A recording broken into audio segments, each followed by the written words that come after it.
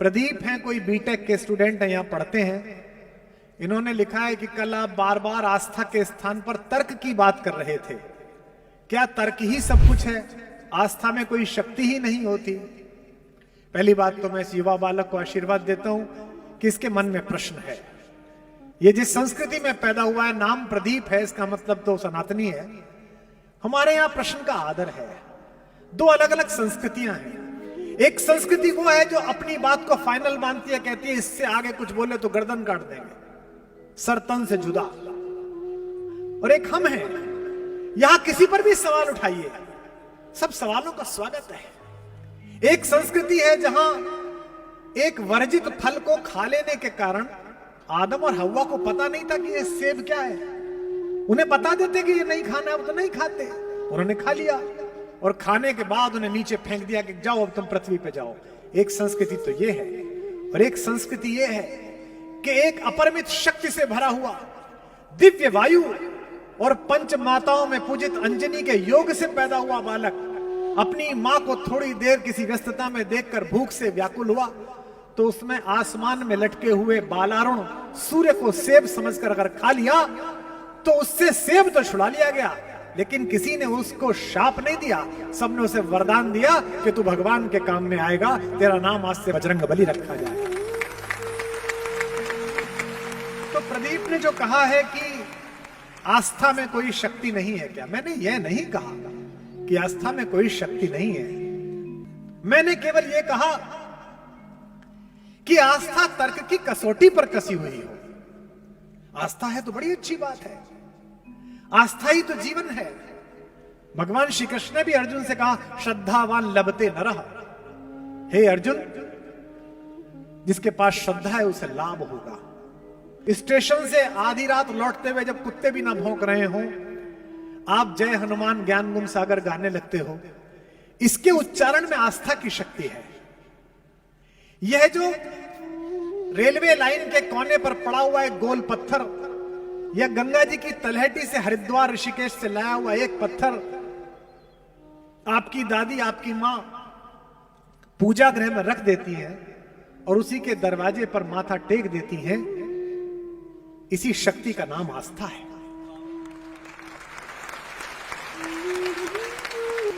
श्रद्धा तो सबसे ज्यादा है, लेकिन श्रद्धा अगर तर्क से कसकर आएगी तो फिर आप मानने लगोगे। अच्छा है कि आप बिना तर्क की श्रद्धा करो, तो सबसे अच्छा है, मान ही लो। लेकिन कुछ लोग ऐसे हैं जिन्हें तर्क भी चाहिए। कई बार आस्था तर्क को छोड़ देती है तो नुकसान देती है। पंढरपुर में एक निस्संतान साहूकार रहता था। एक बनिया था, एक व्यापारी था, लेकिन बच्चा नहीं हुआ। उसने विट्ठल क्या मनौती मांगी, मनौती मांगते ना, और मुझे बड़ा आश्चर्य लगता है। मेरा सौभाग्य है कि मैं विश्व भर के सारे तीर्थ स्थानों पर जाकर निवेदन कर चुका हूं। तो मुझसे शुरू में लोग पूछते थे क्या मांगा, तो मैं कहता था मैं तो कुछ मांग ही नहीं पाया। फिर कुछ लोग जो साथ के थे वो कहने लगते सोच के जाना सर, यहां मांगा हुआ पूरा होता है। फिर मैं निकला, बोले मांगा, मैंने कहा नहीं मैं भूल गया। तो एक ने मुझसे कहा कि आप बड़ी गड़बड़ कर देते हो, मांगते ही नहीं हो। तो मैंने कहा कि मैं मांग भी नहीं पाऊंगा। तो मेरे उस साथी ने पूछा क्यों नहीं मांग पाओगे? मैंने कहा अगर इसे भी बताना पड़ा कि हमें क्या चाहिए तो फिर ये किसका पिता और हम कैसी औलाद है, उससे क्या मांगना। विष्णु से कहते हैं, विट्ठल से कहते हैं मेरा ये वाला काम करा दोगे भगवान तो 51,000 की प्रसादी कराऊंगा। किससे कह रहे हो? इस पृथ्वी के गर्भ में भी जितने रत्न पड़े हुए हैं, इस समुद्र में भी जितने हीरे पड़े हुए हैं, उन सब की मालकिन महामाया श्री लक्ष्मी, जिसके चरण चापती हो, उसके पति से कह रहे हो तुझे 51,000 रुपए दूंगा। क्या मूर्खतापूर्ण बात। तो साहूकार के पुत्र पैदा हो गया 15 वर्ष बाद।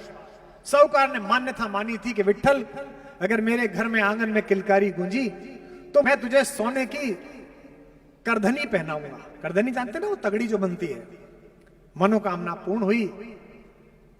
साहूकार इस पूरे अंचल के, पूरे मराठवाड़े के सबसे बड़े कारीगर एक सुनार थे, नरहरि, उनके पास पहुंचा। इसका प्रतीक देखिए, सुनार का नाम भी नरहरि है, नर के रूप में ही हरि। वो विट्ठल का अस्तित्व स्वीकार नहीं करना चाहता था। वो शैव था, शिव का भक्त था, परम शिव भक्त, अघोरी एकदम। विट्ठल के मंदिर के सामने से गुजरे तो नजर नीचे कर ले तो मंदिर में ना देखना पड़ जाए। ऐसे भी लोग हैं, मुझसे लोग मिलते हैं, आप राम पर अच्छा बोलते हो पर तो मैं तो कृष्ण को मानता हूं। मैंने कहा वो भी राम को मानते हैं और राम भी उन्हें मानते हैं। तुझे पता ही नहीं है दोनों ठाकुर है क्या, कुछ बड़े कह लेते कुछ छोटे कह लेते। तो नारायणी ने कहा कि भाई मैं तो जानता नहीं विट्ठल की मूर्ति कैसी है, मैं तो देखा भी नहीं, देखना भी नहीं चाहता, कैसे बनाऊं उनकी करधनी। तो सेठ ने कहा कि साहब चलिए जरा नाप तो ले आइए। बोले नहीं नहीं नहीं मैं नहीं जाऊंगा, तू नाप लिया मैं बना दूंगा। साहूकार गया, उसने नाप लिया, लाके दिया, करगनी तैयार हुई, जाके लगाई, भगवान को आई नहीं, 4 अंगुल छोटी पड़ गई। सेठ वापस गया, बोले अरे सुनार साहब आपने क्या बना दिए, तो आई नहीं विट्ठल को, छोटी पड़ गई। बोले अच्छा तूने तो नाप दिया, मैंने उतनी बनाई, 7 पीढ़ियों से हम लोग बना रहे, कितनी छोटी पड़ी। बोले 4 अंगुल नाप के लाया हूं। 4 अंगुल बढ़ा दी, अब के नाप के गए, अब के 7 अंगुल बड़ी बन गई। देखो आनंद, फिर लौटा, बोले ये क्या बना दिया, 7 अंगुल। 7-8 बार ऐसा ही हुआ साहब, बने छोटी पड़ जाए बड़ी बन जाए।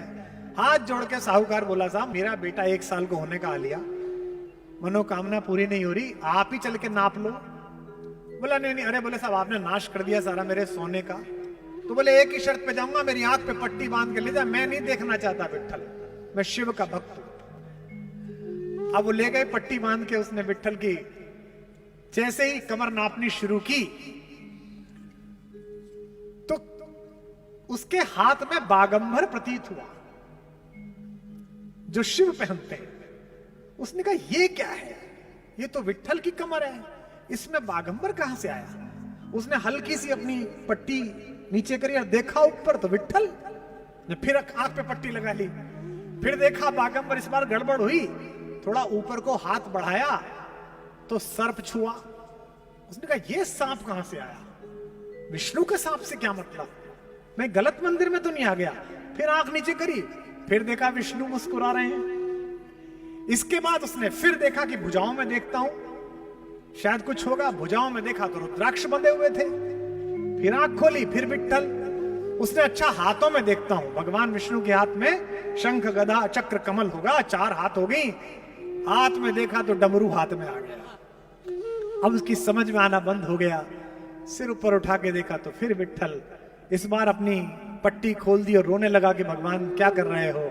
भगवान मुस्कुराए और अचानक विट्ठल के शीश पर शिवलिंग प्रकट हुआ।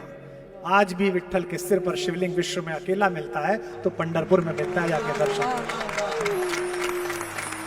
यानी कि भगवान ने उसे अपने चमत्कार से बताया कि ये शैव बनना, ये वैष्णव बनना, ये शक्त बनना और इसकी बहस में पड़ना गलत है। अंततः चेतना का एक ही स्वरूप है, शक्ति का एक ही स्वरूप है। तो जो तुम पूछते हो मुझसे प्रदीप कि क्या आस्था का कोई स्थान नहीं, आस्था तो वो है कि बड़े बड़े ऋषि मुनि तर्क शास्त्र लिखकर जिसे नहीं पाते वो आस्था पा लेती है। मेरे यहां के कवि हुए, दिवंगत हो गए, दयाशंकर अश्क, उन्होंने लिखा कि हम शिवालों में घंटे बजाते रहे, हम शिवालों में घंटे बजाते रहे, एक तवायफ के घुंघरू भजन कर गए। वैशाली की नगरवधु आम्रपाली भगवान बुद्ध के सत्संग में पहुंची, जीवन भर देह व्यापार किया, नाचना किया, दूसरों के कहने पर नाची, कोने में बैठी रोज रोती थी मुंह ढककर। बुद्ध की दृष्टि पड़ी, बुद्ध ने अपने प्रिय शिष्य आनंद को बुलाकर कहा, आनंद वो एक स्त्री आती है, वो मुझे देख के रोती रहती है, वो कौन है, उसे आगे की पंक्ति में लाओ। वो तैयार नहीं हुई। आनंद ने कहा तथागत की आज्ञा है, भगवान चाहते हैं कि आप आगे बैठो। आगे बैठी, फिर रोती रही। बुद्ध ने कहा इसे मुझसे मिलवाने लाओ। कौन है ये? तो बोले कि ये वैशाली की नगरवधु है आम्रपाली। भगवान ने कहा क्यों रोती है? उसने कहा तथागत मैं इतनी दुराचारिणी, इतनी व्यभिचारिणी, इतनी नीच स्त्री हूं, मैंने जीवन भर अपनी कला का, अपने सौंदर्य का सौदा किया, मैं तो आपके इस सभागृह में प्रवेश करने के योग्य भी नहीं हूं, इसलिए पीछे जहां सारे भिक्षुकों की खड़ाऊ पड़ी रहती है वहां बैठ के सुनती हूं। मेरा पूरा जीवन व्यर्थ चला गया। भगवान ने कहा, क्या चाहती है? मैं आपके संग में सम्मिलित होना चाहती हूं, पर मैं इस योग्य नहीं हूं। बुद्ध ने कहा, नहीं, तू आज से प्रधान भिक्षुणी है। एक प्रश्न का उत्तर दे। जब तू ये कला का सौदा करती थी, शरीर का सौदा करती थी, अपने रूप का सौदा करती थी, तेरे मन में ग्लानि हुई? भिक्षुणी और रोई। उसने कहा कि क्या बताऊं भंते, मैंने जब भी ये काम किया पूरी आत्मा से किया, मुझे जरा भी पाप का अंश तक पता नहीं चला। भगवान ने कहा, ये समाज ने तुझे सौंपा था, तूने नहीं चुना। इसलिए जितने वर्ष तूने ये काम किया, जो अपने रूप का सौदा किया, उतने वर्ष भी तू साधना में रही। इसलिए सारी भिक्षुणियों में प्रधान भिक्षुणी तुझे बनाता हूं। अर्थात आस्था से किया गया कोई भी काम पाप पुण्य की परिधि से परे खड़ा हुआ है। इसीलिए पाप के शिखर पर पहुंचकर भी रावण मोक्ष का अधिकारी बना। जीवन भर भगवान कृष्ण के निर्देशन में रहे पांडव पहले नरक दर्शन के लिए गए और दुर्योधन स्वर्ग में गया। क्यों? क्योंकि भगवान ने कहा, स्वधर्मे निधनम श्रेयः पर धर्मो भयावह। जो तुम सोचते हो और जो तुम्हें लगता है ये बिल्कुल ठीक है, ये मेरी आत्मा से ठीक है, वो भगवान का कार्य है। तो तुम पूछते हो प्रदीप के आस्था, आस्था तो बहुत बड़ी है। योगी और महंत जिसे ध्याते रहे, मीरा उसे भजन करके पा गई। मुझसे पूछा था किसी ने, अमेरिका में स्पेन की एक कवित्री ने, कि आपके यहां भी एक पोइटेस है ना, पर उसकी स्टोरी बड़ी एब्सर्ड है कि उसने जहर पिया और वो बच गई। मैंने कहा कि अगर आस्था मीरा जैसी हो और विष कन्हैया का बताकर भेजा जाए, तो दुनिया का हर विष बाध्य हो जाएगा कि वो अमृत में परिवर्तित हो जाए।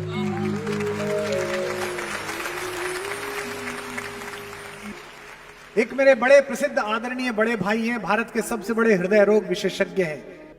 जो भी करोड़पति बीमार हो जाता है वो सोचता है कि उनका अपॉइंटमेंट मिल जाए। एक बार मैं उनके घर भोजन पर गया, बातचीत होती रही। घर में जगह जगह गणपति, श्रीहरि, अलग अलग चित्र विग्रह लगे हुए थे। चलने लगे तो जहां से जीना मुड़ता था वहां भी कुछ देवी देवता विराजमान थे। बात करते करते हर जगह खाना खाने गए तो मुझे शरारत सूझी। मैंने कहा, भाई साहब, आप इतने बड़े डॉक्टर हो, अमेरिका में इलाज करते थे, दिल को रॉबर्ट से खोलना आपने सिखाया, ये इतना ज्यादा भगवान क्यों, ये क्या कर लेंगे? उनका जो उत्तर है वो महत्वपूर्ण है। उन्होंने कहा, इसीलिए ज्यादा बड़ा आस्तिक हूं क्योंकि वैज्ञानिक हूं। मैंने कहा, क्यों? बोले, कुमार, मैंने अपने जीवन में ऐसे हजारों मरीज देखे हैं जिनके साथ में इसलिए अंदर गया कि मैं तो यूं ही जा रहा हूं, कोई भी कर देगा, सब कुछ नॉर्मल है, इसमें तो कुछ है ही नहीं, थोड़ी सी एक आर्टलरी ब्लॉक है, अभी खोली, अभी स्टंट डाला और सब कुछ तैयार था, पता था बड़ा आदमी है। और सारी वैज्ञानिक चेतना और सारे अच्छे इक्विपमेंट के बाद भी न जाने कौन था जो मेरे सामने से उठाकर ले गया और मैं रोक नहीं पाया। और ऐसे हजारों मरीज हैं जिनको मैं अंदर ये सोच कर गया कि अब तो बाहर इन्हें मरा हुआ ही लाना है, क्योंकि इन्हें कोई नहीं बचा सकता, मैं भी नहीं बचा सकता। और वो आज 10-10 साल बाद भी अपने जन्मदिन पे मुझे फोन करते हैं, कहते हैं, डॉक्टर साहब, आपकी वजह से जिंदा हूं। और मैं उनसे क्या बताऊं कि तुम मेरी वजह से नहीं, किसी और की वजह से जिंदा हो। ईश्वर को न मानना अपराध नहीं है, ईश्वर को अपनी मान्यताओं में कैद करना अपराध है। बनारस में एक युवा पंडित था, वो घाट पे रहता था, तरमाल खाता था। आप जैसे यजमान पहुंच जाए, कोई कुछ खिलाए, कोई कुछ खिलाए, दंड पेलता, गंगा जी में नहाता, ना सुबह को पूजा करे, ना शाम को संध्या वंदन करे, ना गंगा आरती में सम्मिलित हो, लेकिन सुदर्शन था, भजन गाता था, मजे में रहता था। तो जैसा कि लोग चिंतित हो जाते हैं, वहां के कई पंडित चिंतित हो गए कि ये कौन है। तो लोगों ने कहा, इसे घाट से निकालो। क्या अपराध है भैया? बोले, ये तो पूजा अर्चना ही नहीं करता, संध्या उपासना नहीं करता। पंडितों ने उसे बुलाया सभा में कि भाई क्यों नहीं करते? बोला, जी सूतक लग रहा है, सूतक। सूतक जानते हो? नए बच्चे नहीं जानते होंगे। घर में कोई मृत्यु हो जाए तो पंडित जी कहते हैं सूतक लग गया, 15 दिन तक पूजा नहीं होगी, हवन नहीं होगा। घर में नया बच्चा पैदा हो जाए, कहते हैं सूतक लग गया। इसका मतलब क्या है? लोग व्यस्त होंगे इसलिए। चलो जी, 1 महीना बीत गया, पट्टा फिर कुछ नहीं करे। फिर बुलाया, बोले क्यों नहीं करता? बोले सूतक लग रहा है। उसको 7-8 बार बुलाया, हर बार कह जी करूंगा करूंगा, सूतक लग रहा है। एक दिन घेर लिया लोगों ने, बोले तेरे ऐसे कौन मर जी रहा है हर महीने कि तेरे रोज सूतक लग रहा है? पंडित ने क्या अच्छा उत्तर दिया? उसने कहा मैं रोज सुबह उठता हूं तो मेरे हृदय में ज्ञान रूपी पुत्र पैदा होता है, और मैं रोज सोता हूं तो मोह रूपी माया मेरी मर जाती है। मेरे घर में रोज सूतक रहता है, इसलिए आनंद में रहता है। मृता मोहमयी माता जातो ज्ञानमय सुतः, रोज मोह रूपी माया मरती है और जातो ज्ञानमय सुतः, और ज्ञान रूपी पुत्र पैदा होता है। सूतकम वर्तते नित्यम कथम संध्याम उपासमहे। मैं कहां से संध्या उपासना करूं? मेरे को अक्सर महिलाएं पत्र लिखती हैं फेसबुक पे, भैया मैं पढ़ती तो हूं हनुमान चालीसा, में पढ़ती तो हूं ये देवी स्तुति, पढ़ती तो हूं विष्णु सहस्त्र नाम, उच्चारण मेरा ठीक नहीं है, भगवान मेरी पूजा स्वीकार करेंगे। अरे उच्चारण से क्या है? एक सड़क पे बेचारा मजदूर गायत्री मंत्र पढ़ रहा होगा, अब उसके उच्चारण में कुछ गड़बड़ी थी, नहीं ठीक पढ़ पा रहा था, विष्णु सहस्त्र नाम पढ़ रहा होगा, गड़बड़ी हो गई। उधर से एक प्रोफेसर साहब गुजरे, वो कह लेंगे क्या कर रहा है? बोले भगवान की पूजा कर रहा हूं, भगवान को संदेश। बोले तू मूर्ख है, भगवान तेरा संदेश ले लेंगे क्या? है तो गलत संस्कृत पढ़ रहा है तू। उसने कहा नहीं जी ले लेंगे। बोले कैसे ले लेंगे? जब उन्हें पता नहीं चलेगा तू क्या बोल रहा है तो कैसे संदेश ले लेंगे? तो उसने कहा कि आपका बच्चा है कोई? बोले हाँ 9 साल का है, बोर्डिंग स्कूल में गया है। बोले वो आपको चिट्ठी लिखे तो आप चिट्ठी को पढ़ोगे कि उसकी स्पेलिंग मिस्टेक निकालोगे?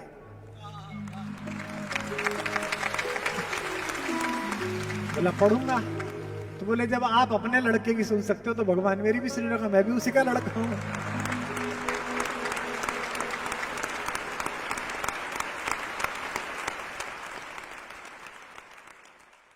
कलाकार जब पेंटिंग बनाता वो ये भूल जाए कि कितनी देर से उसने पानी नहीं पिया है। गायक सुर लगाता हुआ जब ये भूल जाए कि वो चौराहे पर है कि एकांत में है, तो उस अनहद सीमा को रस कहा जाता है। भगवान कृष्ण 24 घंटे इस रस की सिद्धा अवस्था में रहते हैं।